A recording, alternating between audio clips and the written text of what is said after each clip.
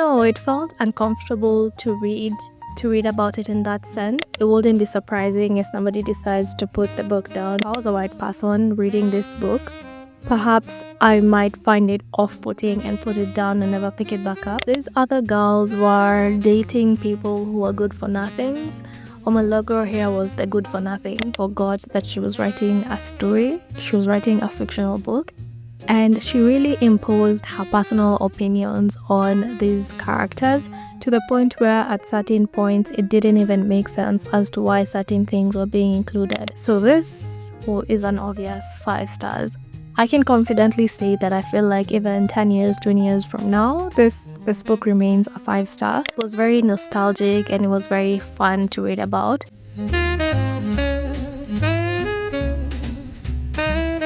I've read a few books since my last review, so let's talk about them. Some are popular books that have been around for quite some time and they have always had a fan base that continues to grow. Others are popular but they have been published recently, so it could be just the excitement of a new book being out there. And then there are a few that are popular but I don't get why, because I think they kinda suck. The first is Dream Count by Chimamanda Ngozi. This was a highly anticipated 2025 book, and it also happens to be the first Chimamanda book that I have read. Given the reputation this author has, I was certain that I was gonna fall in love with this book, but unfortunately I think it was a miss more than it was a hate. And you know, I read this book a while back, but I have been in denial about the fact that I didn't like it and I didn't think it was that good. I think once I finished it, I gave it 5 stars, but again, I was in denial about the fact that I did not enjoy this story. Later on, I gave it 4 stars, and I think right now my rating has reduced to 3 stars. Dream Count follows 4 women, and for each woman, we get to see her when she's at a certain point in her life. So we have Chiamaka, who's a Nigerian travel writer, but she's based in America and she's from a wealthy family. We then have Zikora, who's Chiamaka's best friend, and she also happens to be a very successful lawyer. Then we have Omolegor.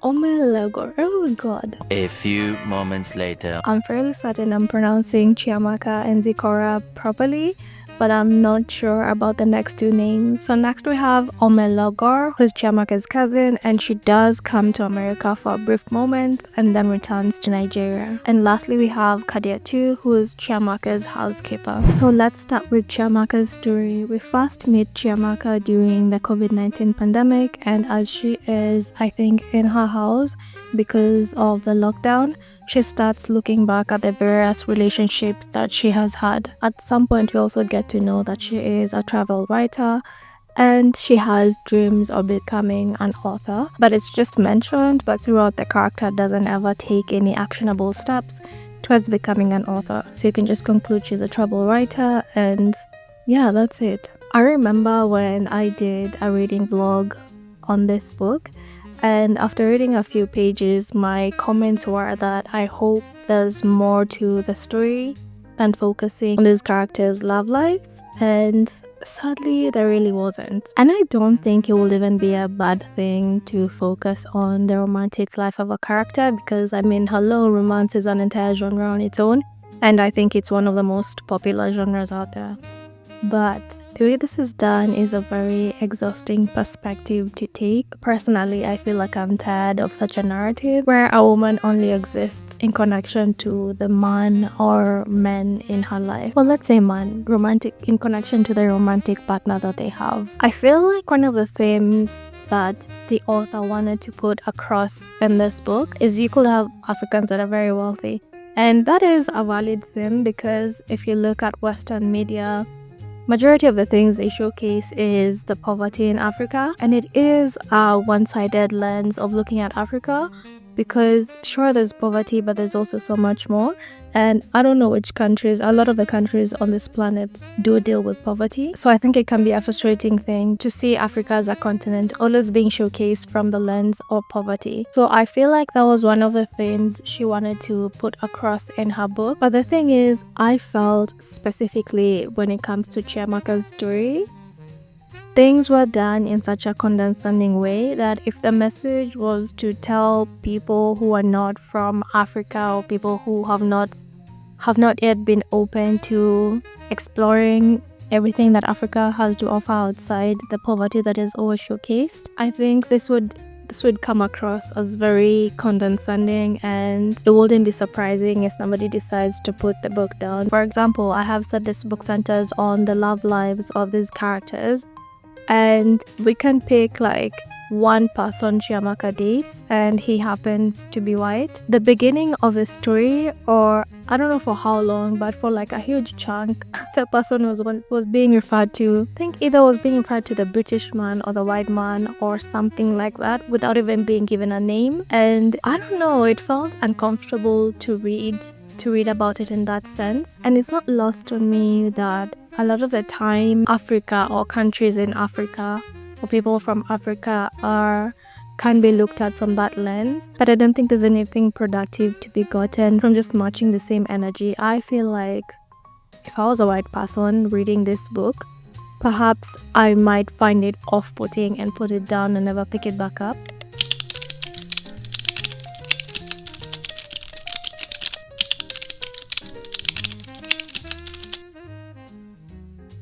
Back to Chiamaka being from a wealthy background, the girl is a travel writer, and I don't even know if she makes money from traveling and writing, but it's obvious that the family wealth is easily accessible to her. And so she doesn't have any kind of pressure to make sure she's getting return on her investment of traveling to various places to write these articles. But to some degree, some of it felt unrealistic. Like, without the wealth of her family, there's nothing she could do to take care of herself, and she would end up homeless. And I get it, there's a level of comfort that comes with being that rich. But I do wonder, is there a parent on this planet that would want their kid to be in a state where if anything happens to them or the family wealth, their kid wouldn't be able to take care of themselves because there's nothing they're currently doing that is meaningful? I feel like even if Chiamaka's parents were wealthy, they also know that they are not immortal, and they know one day they will not be there. So if they're not there, it's a very real possibility that the kids can squander all that they have built. So wouldn't it be every parent's priority to make sure their kids are at least self-sufficient and financially capable? Because it never came across like Chiamaka can do anything if she didn't have the family wealth, and that felt like an unrealistic portrayal in my opinion. And now moving on to Zikora's story. Zikora is Chiamaka's best friend, and her story feels like it was a story that was least explored, but it had such interesting themes that were never really focused on, which I think if they were, they would have been very interesting to read about. So Zikora is this successful lawyer, but again, just like Chiamaka, she's looking for love in all the wrong places with all the useless men you can find on this planet, and of course it doesn't work out. And the thing is, Zikora and Chiamaka are the ones that definitely put this kind of pressure on themselves, or they're just constantly dating or wanting to be in a relationship with the end goal of, finding a husband, getting married, settling down, having kids, the whole traditional mindset of how we look at things. It just felt so exhausting and tiring to read about this. And I think a key thing about this mindset is usually that people are usually receiving pressure from their parents or relatives to be this way, or to seek out marriage and to seek out having kids. Otherwise, they haven't made it in life. But the thing is, throughout this book, it never really felt like they were getting pressure from their families, at least to the extent that people who have family members who are like this would know what pressure looks like and what doesn't look like. And in this book, it didn't feel like these characters were being pressured at all.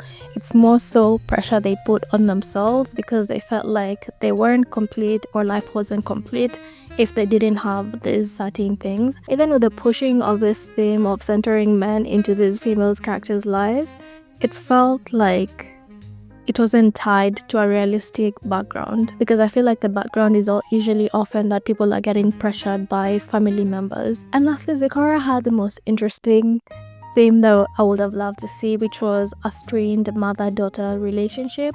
But again, the things that would have been very interesting were never explored. Instead, we were focusing on the current man in her life. Next up is Kadia 2, and out of all the characters, I think her story was the most interesting.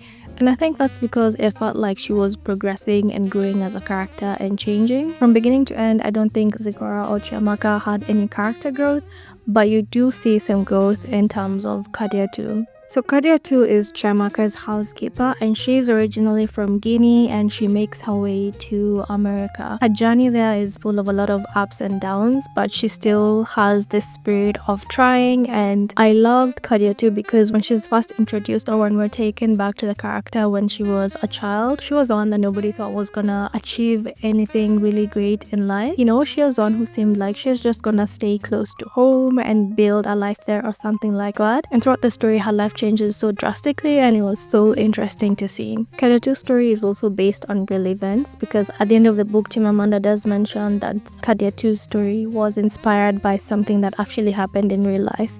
And perhaps that's another element that made it more interesting. But more so, another thing that I found interesting was the character Kadia 2 goes through something really difficult. And at that point, the story is told from the perspective of her as a victim and how she views the entire situation. And it was so interesting to see what happens, or perhaps what could possibly be going on inside the mind of somebody who has gone through something so clearly difficult and something that is clearly a crime. Therefore they should go and seek justice, but instead they decide to keep quiet and all they want to do is move on with their life. So in that sense, I think the perspective that we got regarding this issue was so interesting to read about, and it was very eye-opening. Lastly, Omologur. These other girls were dating people who were good for nothings.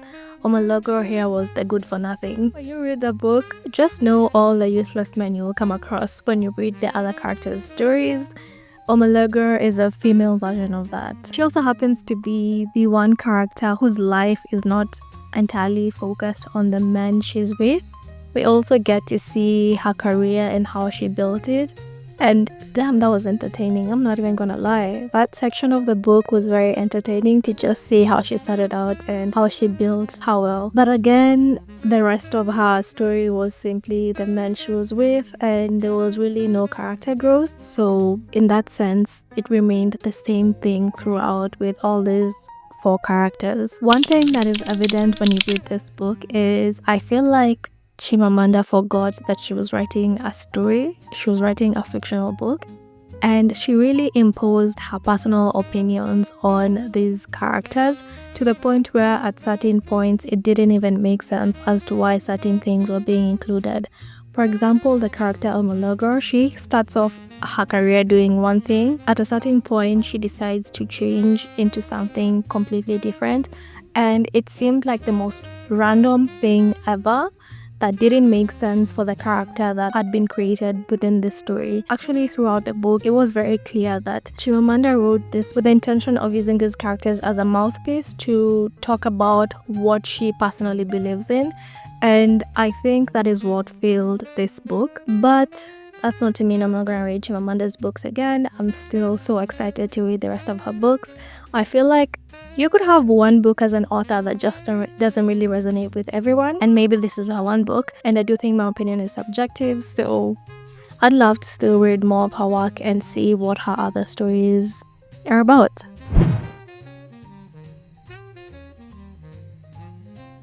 As long as lemon trees grow, if there is a book to pick from this list, this is the book. If you only pick one book, this is the book. This tackles such heavy themes based on real life events, but tell me why every time I had to put it down because I needed to do something else, all I could think about was when I would get the chance to pick it back up. It's a story that does such a great job at depicting really sad and tragic things, but at the same time it also leaves you feeling so hopeful. Oftentimes when I read books that have sad themes, especially if those themes are really close to what is currently happening in the world, I often follow up reading such a book with reading something lightweight or watching something lightweight. Sometimes I'll watch perhaps a Disney movie or just a happy movie, or I'm gonna read something that's light and fun like a romance. But with this, I didn't feel weighed down even though the topics were so difficult to read about. And that right there is a testament to brilliant writing, because I do think this story is really close to the author's heart. She is Syrian, I do believe, but she lives in another country. I don't know if it's Canada. And she said she wanted to write this story of her people. So you can just feel the love and the passion that she has for her country and her people. And to be able to look past the horrific things that are happening and find something hopeful to also focus on while telling such a difficult story, oh my god, I am in awe of her writing. As Long as Lemon Trees Grow follows our main character Salama, who was born and raised in Syria. She basically grew up in a stable household, and she had just the normal kind of upbringing anyone would have if they were in a stable environment with loving parents and family. But then around the time she turned 18, or she was about to turn 18, war broke out, and in the blink of an eye, her life changed completely. At the time, she was still a student trying to further her studies, and all of a sudden her life shifted and she found herself being a doctor at the only remaining hospital in her hometown. All her studies were connected to medicine, but she was nowhere near qualified to act as a doctor. But because of war, whatever help could be given, it needed to be given, and so that's how she found herself acting as some sort of doctor. This character has a lot of love for her country, and so even though the smartest thing for her to do is to leave the country and go seek refuge in another country or seek asylum in another country, she struggles with making that decision because she does feel like Syria is her home and she doesn't want to abandon her home. I think what makes this story so brilliant is that it doesn't necessarily focus on the war itself. It doesn't focus on perhaps a soldier or the soldiers or the people in power making certain decisions. Instead, it focuses on the people themselves, the citizens who are your average person, and how they are affected. It explores the aftermath of what happens when something like a bomb is dropped in a certain neighborhood, and the in-between moments where nothing's really happening, but of course peace has not been established, so it's only a matter of time before something else happens. So these in-between moments, what do these people do? How do they live their lives? Because at the end of the day, life still has to go on. You get to see the shopkeeper who opens his shop, even though it is more empty than it is full of supplies. You get to see kids playing in those in-between moments when there's nothing that is actively happening. In places where nature can still grow, you get to see it growing and thriving. Love also blossoms. You get to see Salama waking up every day and going to work to help treat the patients that are in the hospital. And in general, you just get to see how human resilience is so strong and so beautiful, and it really does not die. You also get some insights that perhaps you would never really think about because it's stuff that you can take for granted. For example, at some point in the book, Salama remembers the days before the war, and she remembers how there are certain times where her biggest worry was a pimple that has just appeared on her face, and she would really focus on finding a way to get rid of the pimple. And in those days when she's looking back, she realizes how that was such a privilege to be able to have a surrounding that allows you to care about a simple pimple on your face, or even just to be able to have a surrounding where you can sit down with your friends and have a conversation. She starts to realize how these small things that we can take for granted in life, and how it's very easy to take them for granted, are really privileges that some people genuinely do not have. And it's these small insights that I found in the book that were so refreshing even when reading a story like this, because I don't think I've ever read anything that focused on such an aspect like the small things that we take for granted, or anything that focuses on the average everyday person and how they are affected by certain things that could be decisions of people in power. This book was simply breathtaking, and I'm in awe. Have I said I'm in awe? I'm in awe of the author. It deserves all the attention and all the praise that it has gotten, and honestly, it was just wow, what a great read. When I think about it, it does make me sad to think about the fact that I was finding out about Syria and the state of affairs there when I was back in high school, just a teenager, and I wasn't finding out about it because it started then. I was finding out about it because it's something that had been ongoing for a long time.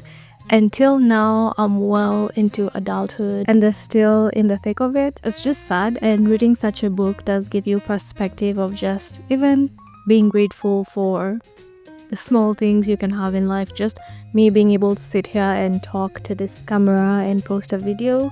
These can seem like things that are just easy or things that are just how the world should be, which is how the world should be for everyone. But it's just sad that certain countries are still struggling with so much violence. So this is an obvious 5 stars. I can confidently say that I feel like even 10 years, 20 years from now, this book remains a 5-star. That's how brilliant it is and how much of a meaningful, impactful, yet wonderful story it is. Not wonderful in the sense that there are good things happening, wonderful in that it has been crafted really well. And also I think to be able to write something so difficult and just also give your reader hope so that they're not weighed down by the heavy subject matter is something of a skill in and of itself.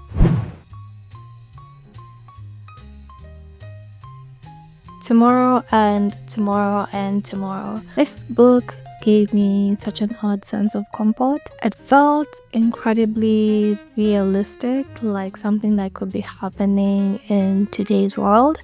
And it's not a book about some grand, hopeful message, but it's also not a book that's sad or full of sad themes.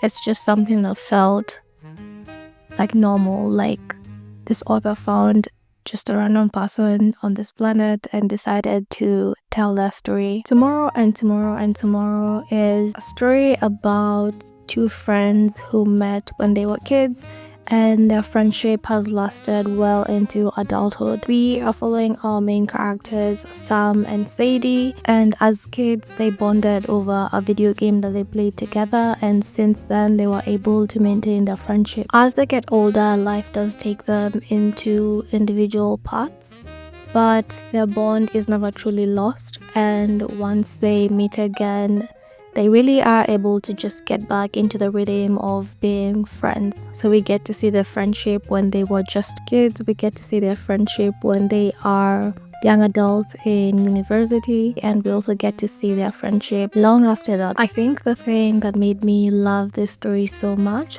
is it's depicting a friendship that has lasted a very long time, but it's not depicted as something perfect. In fact, I don't think I could ever describe the friendship as perfect. It's just beautifully messy. The story focuses on the ups and downs of committing to get to know somebody for a long time. We get to see them when things are great, it's a happy moment.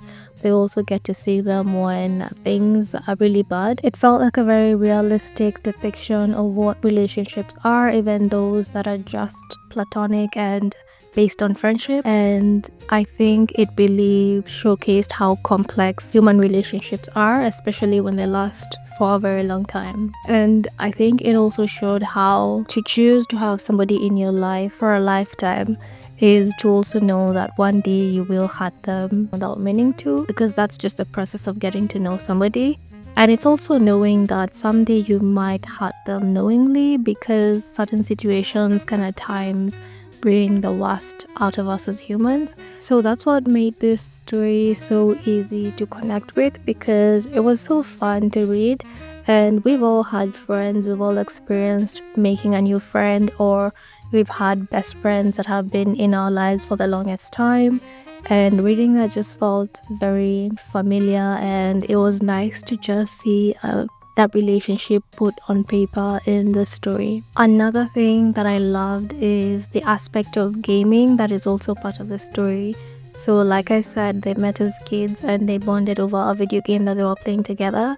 And later on, as adults, they decide to become business partners who create games. I can't quite remember the exact time frame of this story, but I think it was the early 90s or the late 90s, because the video games they were playing and the video games they ended up creating are what we would now call retro games or maybe classic games. And those games are the kind of games that I also played as a kid. So I remember the descriptions of the games in the story reminded me of, for example, a game like Super Mario, which is something that I played as a kid. So the descriptions of the graphics and the simplistic nature of how these games used to be was very nostalgic, and it was very fun to read about, especially because I could directly connect with some of the things that were being mentioned because they were also part of my experience growing up. And the last thing that I truly appreciated from this book is that it is truly a book about friendship. The friendship remains platonic throughout, and I loved that, but I also loved how it was executed in the sense that when you have a boy and a girl being friends for a very long time, it is quite realistic that sometimes you might consider crossing the line, but it wasn't done like should they do it or should they not. It was done in a more creative way, in my opinion, one that I appreciated, and I appreciated that this stayed true to the fact that it's a story about friendship. This is another book that I loved, and it's a book that I would love to read again, so it's an obvious 5 stars. This and As Long as Lemon Trees Grow are 2 books I'm just waiting and daydreaming of the day that years have passed to the point where I have kind of forgotten the exact story and how it unfolds, so that I can pick them back up and read them again. Okay, so this video was originally meant to have 7 books, but I already have more than 2 hours of footage to edit, and I know I'm gonna have to edit it down to 20 minutes or less. So I'm gonna end the video here, and there you have it. Those are 3 books I've read so far since the last book review that I did, and I do hope you found something that you're curious to pick up and read. And if you have read any of these books, because some of them are very popular, let me know what you thought about them. And with that, I will just say thank you so much for watching this video, and see you in the next one. If you love bookish content, consider subscribing to my channel, and don't forget to give this video a thumbs up. If you want to see a reading vlog of some of these books, feel free to check out this video that I will add somewhere here or on the screen of me going to a cute cafe and basically just reading.